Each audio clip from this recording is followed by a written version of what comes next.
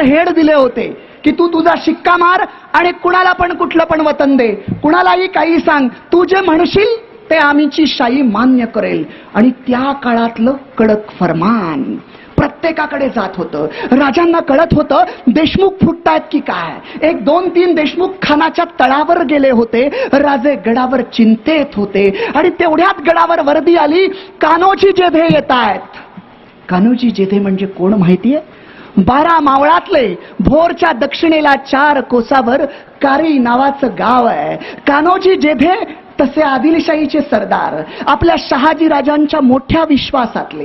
विजापूरला शहाजी राजांना कैद झालं तेव्हा यांनाही कैद झाली होती. दादाजी कृष्ण लोहकरही त्यांच्या बरोबर होते. पण जसे शहाजी राजे सुटले तसे दादाजी लोहकरेंना आणि कान्होजी जेध्यांना त्यांनी गुप्तमंत्र देऊन इकडे पाठवला की शिवबाला मदत करा. आतापर्यंत आदिलशाहीची सरदारकी करत होते आणि आतून मराठी मातीसाठी मदत करत होते. पण आता अशी वेळ आली होती की बाप दाखव नाहीतर श्राद्ध कर. कारण आता आदिलशाहीच्या बाजूनं की राजाच्या बाजूने उभं राहायचं होतं. आदिलशाहीच्या बाजूनं उभं राहिलं तर मालोमाल होऊ, वतन टिकेल. शिवाजी राजाच्या बाजूनं उभं राहिलं तर वतन पण जाईल, कदाचित जीव पण जाईल. जेध्यांना ठरवायचं होतं की काय, जेधे जिथे जातील तिथे 12 मावळातले देशमुख जातील. एवढं जेध्यांचं वजन होतं. आणि असे वजनदार जेधे राजांच्या समोर उभे आहेत. जेधे चिंतातूर आहेत. जेध्यांचा चेहरा गंभीर आहे. जेध्यांच्या 2 पावलं मागं त्यांचे 5 पुत्र आहेत. बाजी, चांदजी, शिवाजी, नाईकजी हे सगळे पुत्र पाचीच्या पाची जेध्यांच्या पाठीमागे माना खाली घालून उभे आहेत. राजे जेध्यांकडे पाहतायत. राजांना कळलंय 2 देशमुख तर गेलेत, 3 गेलेत.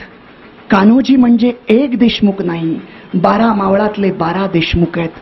काय करावं?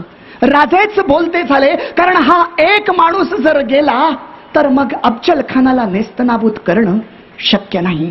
राजे बोलते झाले. जेधे बोला. आज अचानक येणं केलं.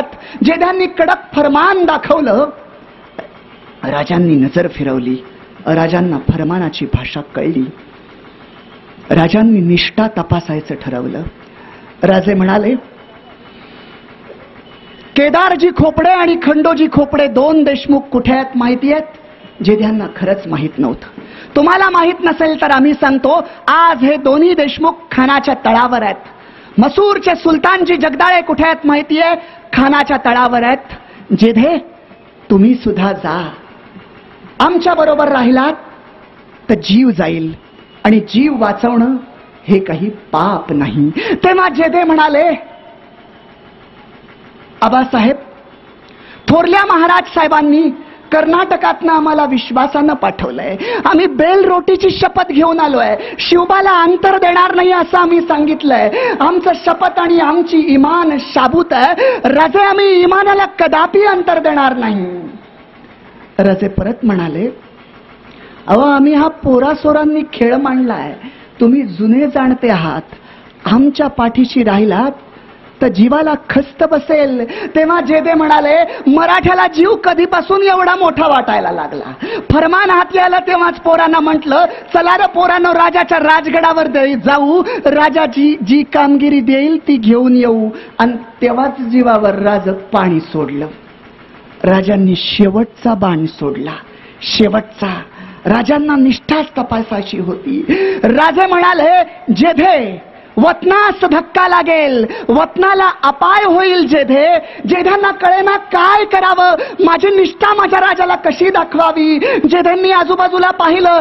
एका मंचकावर तांब्या होता. तांब्यात पाणी होतं. जेधे उचलले. तांब्या उचलला. जेधे उठले. तांब्या उचलला. तांब्यातलं पाणी एका पेल्यात ओतलं. जेधे आले. राजांच्या समोर उभे राहिले. गुडघ्यावर बसले. जेध्यांची नजर राजांच्या पायावर होती, चरणाशी जुळली होती.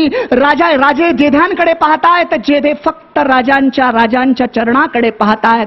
डाव्या हातातला पेला, त्यातलं पाणी स्वतःच्या उजव्या हातावर ओतलं आणि राजांच्या चरणी पाणी ओतून जेधे गरजले, राजे, वतनावर पाणी सोडलं. राजे, वतनावर पाणी सोडलं.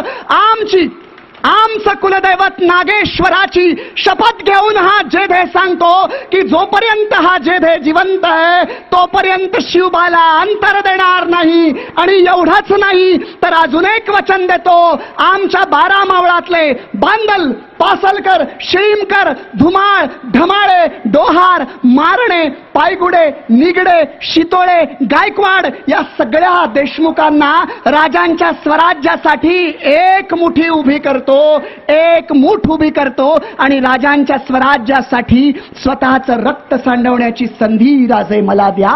वतनावर पाणी सोडलं. जेध्यांनी सोडलेलं वतनावरचं पाणी खालनं वाहत होतं आणि राजांच्या डोळ्यातले पाण्याचे अश्रूचे 2 थेंब त्या निष्ठेच्या पाण्यात मिसळले. त्या निष्ठेच्या पाण्याला राजांच्या 2 थेंबांनी केलेला हा मुजरा होता. मुजरा.